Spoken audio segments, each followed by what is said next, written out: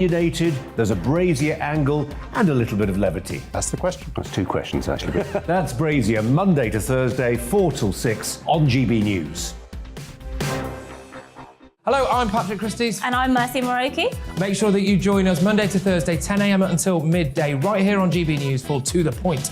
We're not afraid to talk about the topics that matter to you or the big topics that always matter. We cover absolutely everything, from the breaking political stories of the day to law and order, what's going on in the channel. We're not afraid to hold people to account. We always make sure we include your views on our show. Indeed, if you're thinking it, you can guarantee that we're saying it. So make sure you join the conversation with us, 10 a.m. until midday, Monday to Thursday for To The Point on GB News. I'm Dan Wootton. Join me Monday to Thursday from 9 to 11 for the feistiest and most fun news debate on TV, where free speech reigns. I'll bring you a sharp take on the day's biggest stories, bombshell newsmaker interviews, and A-list guests. And I guarantee you, no spin, no bias, no censorship, and no reason to go to bed. That's Dan Wootton tonight, Monday to Thursdays from 9 on GB News.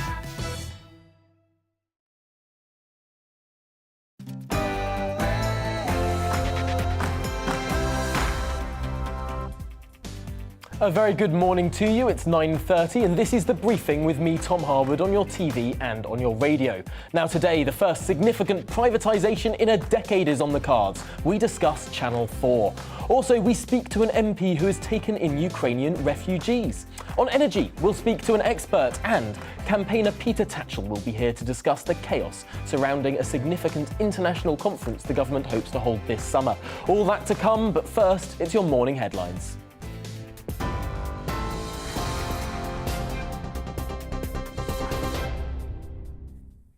A very good morning, it's 9:31. I'm Rosie Wright, here to keep you up to date on GB News. The Ukrainian president says at least 300 people have been killed in Bucha, where mass graves and bodies were found. Later today, Volodymyr Zelensky is expected to address the United Nations Security Council. He's calling for a transparent investigation to bring what he describes as the guilty Russian military to justice. The US President Joe Biden says Russian President Vladimir Putin is a war criminal and has called for a trial. The White House secretary says the US will push for Russia to be suspended from the UN Human Rights Council. The UK's Ministry of Defence's analysis says Ukraine has retaken key northern terrain, forcing Russian forces to retreat from the areas around Chernihiv and the north of the capital. Well, British military intelligence says low-level fighting is likely to continue in some of the recaptured areas, but that should reduce this week as the remainder of Russian forces withdraw. In some other news now, cancer survival rates in England could go into reverse. It's due to a combination of people not seeking help for symptoms and also delayed treatments during the pandemic. Well, the Health and Social Care Committee says staff shortfalls are jeopardising progress on diagnosing more cancers at an early stage. Drug drivers could be forced to take part in rehab before being allowed back behind the wheel as part of plans being considered by the Transport Secretary Grant Shapps. Well, there were 12,000 offences across the UK in 2019. 44% of those were committed by repeat offenders. Channel 4 says it's disappointed at the government's plans to privatise it. The Culture Secretary Nadine Dorries says government ownership is holding the broadcaster back from competing against streaming giants like Netflix and Amazon. You're up to date on GB News. We're on your TV, online and radio. I'll keep you up to date across the day. Now let's head to the morning briefing with Tom.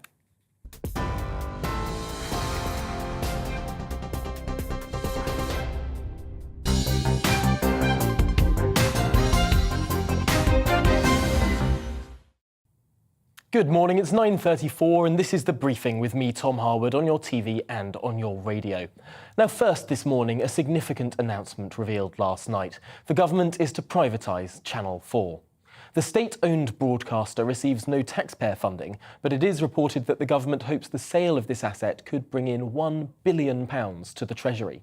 Well, let's dive straight into this story now with Mark Littlewood, who is the Director General at the Institute of Economic Affairs. Welcome to the programme, Mark. This is a significant announcement from the government last night, something that institutes like yours have been recommending for quite some time. Just how would it work in practice? It's pretty straightforward, Tom, and in my view, not before time, Channel 4 will be a commercial enterprise. It will be sold. You'll be able to buy shares in it. It will compete on a completely level playing field with all the many other television offerings out there, not least your own. I don't see why Channel 4 and GB News should be in any sort of different position whatsoever. This is a legacy issue. I think Channel 4's been around for about just shy of 40 years now. I think it will meet its 40th anniversary in November of this year. But technology and television has moved on so enormously. I mean, I'm betraying my age here, Tom, but when I were a lad, there were only 3 television stations. I remember the excitement when I was 10 and Channel 4 came on. There was now the number 4 button on your remote control now delivered pictures. But it's preposterous for the government in this day and age to own TV stations, whether they're successful. And Channel 4 has been pretty successful. It's a sort of niche channel, but still pretty successful within its own remit. It's ridiculous. It's as absurd for the government to own television stations as it would be for them to own a chain of hotels or a restaurant or something like that. So let's set Channel 4 free. I think they will then find it easier to raise capital on the open market. They're not going to displace Amazon or Netflix, but those are the sort of giants of broadcasting that British companies now need to compete with. And this puts Channel 4 in a position where I think it will do a better job than if it was still controlled by the government or owned by the government. Well, a number of people this morning, and it's potentially the usual types, have been out expressing outrage about the idea that the government might shed this public asset. Of course, there are some conditions attached to state ownership of Channel 4. For example, it has to provide that public service broadcasting. It has to not make a profit and reinvest any profit back into its own programming. Might that be at risk in the event that it is sold off? Well, I certainly hope so. I haven't poured through all the details yet. I think this rather nebulous concept of public service broadcasting is for the birds, really. Again, because we've now got such a plethora of different broadcast options, not just on TV and radio. You open your show every morning, Tom, by saying coming to you on TV and radio. I often watch you on YouTube, right? There's so many different platforms, even for one particular news station. But I had occasion to look up earlier what Channel 4's public service remit is. It's incredibly vague. It needs to appeal to the tastes and interests of a culturally diverse society. It needs to demonstrate innovation, experimentation and creativity. It needs to exhibit a distinctive character. Well, you, Tom, exhibit a distinctive character, but I don't think that's any reason for you to be owned by the state. These are really, really nebulous things. If, and I don't particularly want this, but if you think there is a role for public funding to make particular programs, I don't know, let's say education programs for kids, for example, well, there's no need to tag that to a particular TV station anymore. That could be open to a bidding war. It could be, you could put these programs up on YouTube. It doesn't need to be on one particular number on your remote control. So I think public service broadcasting doesn't really make sense in the modern era. And if you want it, you don't need to tag it to a particular platform. You could open it up to the market and they could land that product anywhere. Channel 4 News, GB News, YouTube, the BBC, ITV, you name it. That would be a much more sensible way to proceed in future. It is remarkable that this does seem to be potentially a political move from a government that has a large majority and has faced a lot of criticism from people that it's not particularly using its majority in a particularly conservative way. Of course, it's raised the tax burden. It's taken some rail franchises into state ownership. There's been a lot of criticism from the right that this government hasn't been living up to the Thatcherite promise that some expected at the time of the last election. This being a significant privatisation, this being something that's potentially more in that Thatcherite rolled, although I do recognise the irony that Channel 4 was founded underneath the Thatcherite government. Potentially, this is a political signal as well as an economic move. I think that's right, Tom. And you mentioned that Channel 4 might raise £1 billion if it's floated. I don't know whether it would raise that amount or maybe a bit more. Hardly going to revolutionise the public finances. I think what's interesting here, though, under the Culture Secretary Nadine Dorries is this actually now a bit of a direction of travel? If you're reaching these conclusions about Channel 4, why would you not reach the same conclusions about the BBC? Now, that would be a radical, as you might term it, Thatcherite move. And I think it does start to take us in that direction. If the government and the Culture Secretary have reached the conclusion that Channel 4 should be set free and liberated from the dead hand of the state, you've got to wonder whether it's going to be too many weeks, months or years before the same conclusions reached about the BBC. Perhaps the licence fee will finally come to an end and the BBC will be free to compete in an open market on a subscription basis, I would imagine, or possibly even on a membership basis. So don't expect the sale of Channel 4 to cure the national debt or even the deficit. It's not going to make a big gain in the public finances, but as a signal, perhaps a political signal, but a signal about where the government's thinking on broadcast, well, I welcome it, because although Channel 4 is relatively small fry for all its success, perhaps it signals that reform of the BBC, which is decades overdue, could be coming next.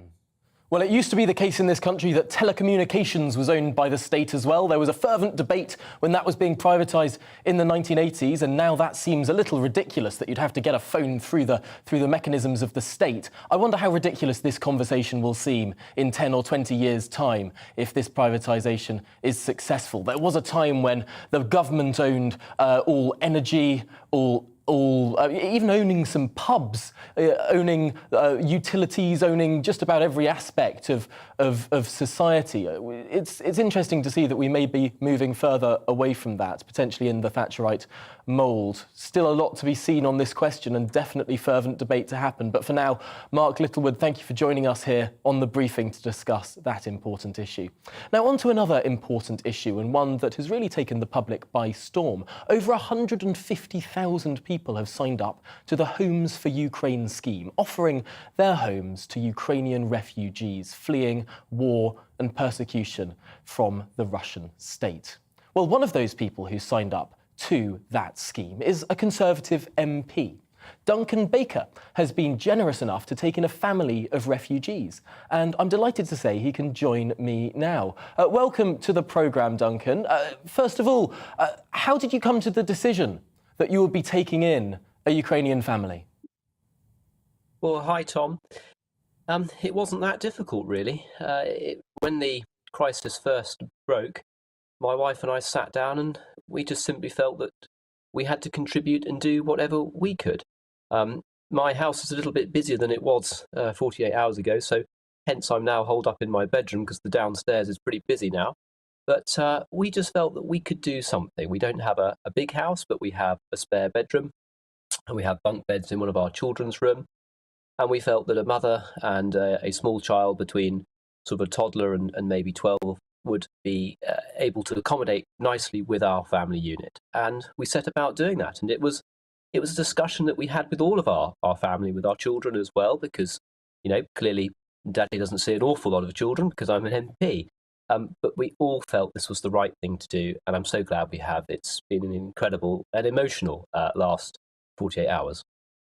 Really remarkable that the scheme allows for such specific requests, if you like, if that's the right word, that you were able to specify the number of people that you would like to take in, even the age range of the people that you'd like to take in. Was it a smooth process to arrive at this point?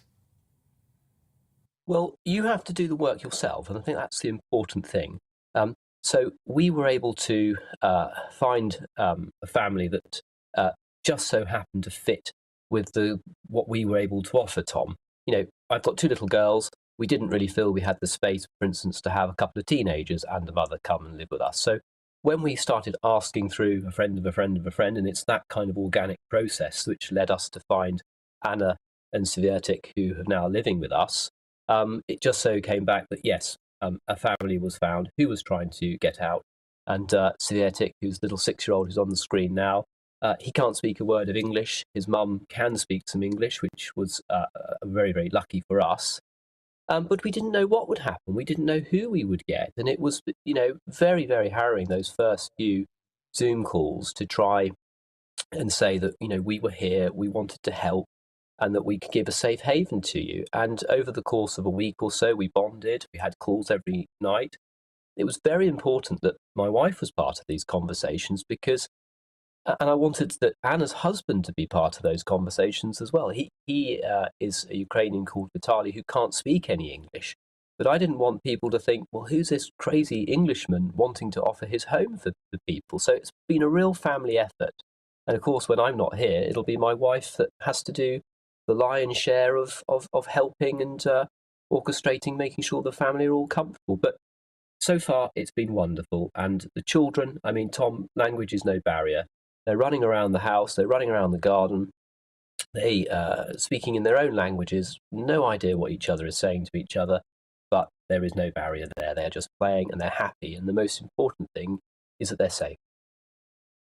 It's incredibly heartwarming to see that tweet where you published that photo of one of your children and the Ukrainian refugee child that you brought in. Really a moving story there. Those watching on television can see it on their screens now. I suppose just finally in this conversation, Duncan Baker, this is a family of a mother and a child. The father, I presume, is staying behind in Ukraine. What kind of feeling does that generate in the house? Look, it's very difficult.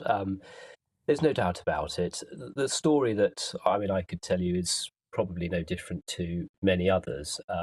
Anna and her son were separated for 2 months because the little boy was with his grandparents in Melitopol when the Russians invaded. They were separated. As we know, Mariupol, which is a couple of hours down the road, has been flattened virtually. They hadn't seen him for 2 months, and Vitaly and Anna, it was Vitaly who went on his own, managed to get the little boy out. They got through the Russian forces without being caught, got back to outside Kiev. They had to then move from outside Kiev because that was bombed as well. Then take an enormous journey to get over the border. They missed their flight. There was 10 buses in a line. This is at night being checked to get over the border. So, there are some very difficult and moving tales that everybody is experiencing at the moment. But the most important thing is they got out. There'll be hundreds of thousands of families feeling the same thing. But it can be done, and I'm just one person trying to do my little bit. And I have to say that North Norfolk is at its finest. The amount of support and care. My office yesterday, I turned up, an enormous box of toys were left for this little boy. It's amazing what people are doing. It's fantastic to see that sort of community support coming together, and potentially, hopefully, this conversation might have inspired some other people who maybe have a bit of a spare space in their house. Maybe their house is a bit quieter than it used to be. It's a very, very good scheme to get involved with. But Duncan Baker, Conservative MP for North Norfolk, thank you for joining us here on The Briefing this morning. Now, the government is expected to announce its much-delayed energy security strategy this week. What could possibly be in it and how might it help? Well, joining me in the studio is Harry Wilkinson, Head of Policy at Net Zero Watch. Welcome to the programme, Harry. This has been such a long time coming. There have been so many debates in and around this strategy. What are the main debates and what are the main arguments in the middle of government right now? Well, that's right. I think the Ukraine situation has really forced the issue. We've seen prices that were high already rise even further, and that's really, everyone's seen that through their own gas bills. So that's really put the pressure on the government to act. And we heard a lot of last year, they were talking about net zero meeting COP26 ambitions. The focus is now quite rightly on affordability and security of supply. And so we're hoping to see progress in those areas. I think what's worrying me is we're hearing about huge expansions of offshore wind, potentially onshore wind as well. And that just won't do much, in my opinion, to improve our energy of supply situation, our security of supply situation, because that's an intermittent supply. The gas price is what sets electricity prices as well as home heating prices.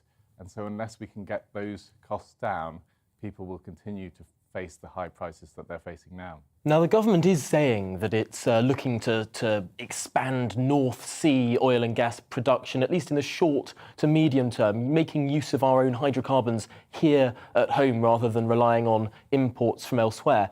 But it doesn't sound like there's all that much support at the heart of government for using onshore British natural gas, or indeed expanding that further into the long term.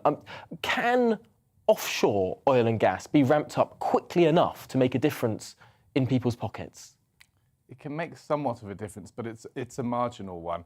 The actual onshore gas that we potentially have through shale could actually be a lot more significant than any ramp up of gas in the North Sea. We really need to find that out, and the only way we're going to find that out is if the moratorium is lifted. At the moment, as you say, there's a ban on onshore shale gas exploration, and this ban doesn't have any scientific basis. It was put there because of political pressure, really. And so what we need to see is actually that reviewed. There's talk about potentially having a review into the science of that, so that's welcome. But the government could make a decision right now to allow shale gas exploration to go ahead. And I think that's what is needed. Interesting. Well, we'll look ahead to that review. It doesn't seem likely that it'll be explored that much in the strategy, but we'll have to have you back upon that coming about. But for now, Harry Wilkinson, thank you very much for joining us here in the studio at GB News this morning. Now, the government's much-awaited international LGBT conference is in chaos this morning as over 100 organisations pulled out of the event in protest of the government's U-turn on a promise to ban all LGBT conversion therapy.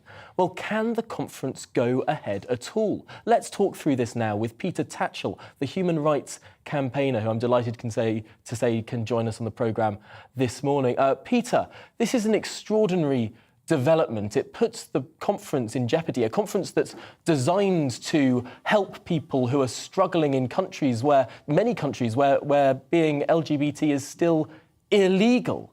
What's your reaction to these 100 organisations pulling out? Well, of course, the conference was groundbreaking. It is important, but I don't think LGBT organisations in Britain can go ahead and support it, given the government's stance on excluding trans people from the proposed ban on conversion practices. That sends completely the wrong signal. The British government is going to be accused of hypocrisy when it hosts a conference, while at the same time doubling down against the trans community. And that is why more than 100 organisations, including my own Peter Tatchell Foundation, have very reluctantly decided that they will be withdrawing from the conference. We do have to send a signal to the government that unless it is serious about LGBT plus rights at home, how can it talk about LGBT plus rights around the world? It does seem deeply concerning that if the government describes, for example, conversion therapy as abhorrent, which it does, not banning it for one of the 4 letters in LGBT sends a very curious message, and potentially one that will be used by nefarious regimes around the world who want to do more harm to those minority groups in their countries. The government has said that it will look at some form of restricting LGBT, or rather I should say transgender, conversion therapy, but we're getting no specifics here. If the government comes forward in short order with a plan to carry that forward, would your organisation consider rejoining the conference? Well, of course, we'd have to take a look at what was proposed, but the government is talking about finding some kind of middle ground. Well, you either ban something or you don't. And, I'm open-minded. I'll be willing to listen to whatever the government proposes, but unless it is a clear ban that transgender people have the protection against these harmful, unethical practices, that I don't see how we or any organisation in the community could possibly rejoin the conference. We can't stand by and let trans people, who are often victims of these conversion practices, and do result in people suffering very high levels of anxiety and depression. They don't work, and in some cases, people actually contemplate suicide. That's how damaging these practices are. So I can't see how there can be a compromise. But, I'm open-minded. I'll see what the government offers. It's significant last night the first transgender MP, Jamie Wallis, issued a statement saying that if the conversion therapy ban passes through Parliament without any protections for transgender community, it cannot be described as anything other than a broken promise. Now, that's coming from a Conservative MP. Do you think that Boris Johnson, someone who's trumpeted the work he has done in favour of LGBT rights in the past. Of course, Boris Johnson was one of those people who founded Freedom to Marry, the Conservative campaign for equal marriage. He also voted to repeal Section 28 back in the early 2000s. Do you think Boris Johnson is at risk of losing what reputation he had as a progressive Conservative? Well, absolutely. The Conservative government promised nearly 4 years ago in 2018 that they would ban conversion therapy, full stop. They reiterated the proposal for a complete ban in the Queen's speech last year. And only just last Wednesday, the Equalities Minister, Mike Freer, assured Parliament and the LGBT plus community that the ban was coming. So for this complete, first of all, U-turn, when they ditched conversion therapy completely, and then U-turned again to reinstate it for lesbian, gay and bisexual people, but not for trans people, it's chaotic, it's shambolic, and it's doing Boris Johnson's government and him personally a great deal of damage. It looks unprincipled, it looks incompetent, it looks like there is no clear message, no clear strategy, no clear commitment, and we're just left up in the air, and that's why people are pulling out. Certainly a big sense of chaos, U-turn after U-turn, and even reportedly the Equalities Minister, Liz Truss, being aghast that the government is U-turning in this issue. Well, no doubt there will be more to talk about in this story in future weeks. We'll keep a close eye on it, but for now, Peter Tatchell, thank you very much for joining us on The Briefing this morning. Well, that's it for the programme today. Coming up, it's To The Point with Patrick and Denaya, but first, here's the weather. Good morning, Alex Deegan here with your latest weather update from the Met Office. Dry and bright for many and quite mild today, but a wet day in Scotland, and there'll be some heavy snow across northern Scotland. As we've been seeing, quite a lot of cloud in the Manchester area as well today, with some drizzly rain being caused by these weather fronts. So some patchy rain over northern England, certainly, but the heaviest rain further north across Scotland and across northern Scotland, where we've got the cold air, some snow, initially over hills today, but coming down to lower levels by the end of today. There's the drizzly stuff across northern England, Northern Ireland, but most of the day dry in Northern Ireland. Later on, we'll see some rain creeping in here. For the bulk of the south, it's a fine day, dry, bright, with some spells of sunshine and quite mild as well, with temperatures up to 15, 16 Celsius in the sunshine. But look at northern Scotland, 2, 3 at best in places here, with that snow becoming more and more of a problem, initially over hills, but by the end of today coming down to lower levels and lasting for much of the night. So that could cause some disruption. Parts of Aberdeenshire up through Caithness, Sutherland in particular, some of the higher routes here could see several centimetres of snow by the time we get to Wednesday morning. Elsewhere, we'll see more rain showers moving in. Another relatively mild night across the south, but it is going to start to turn colder during tomorrow. Still, snow falling across northern Scotland.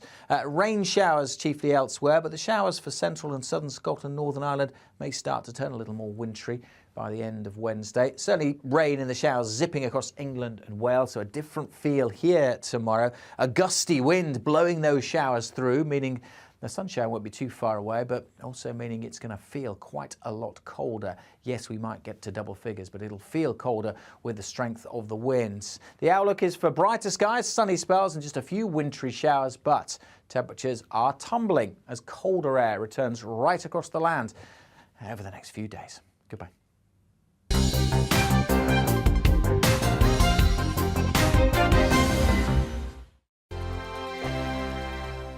Hello, I'm Michelle Dewberry, and you can join me every weekday 6 till 7 on Dubes and Kerr. Me and my panel will get stuck right into the day's events, and I can tell you, in fact, I can warn you, expect some robust debate, some strong opinions and perspectives from both sides of the fence. It's about you at home as well. I love to read out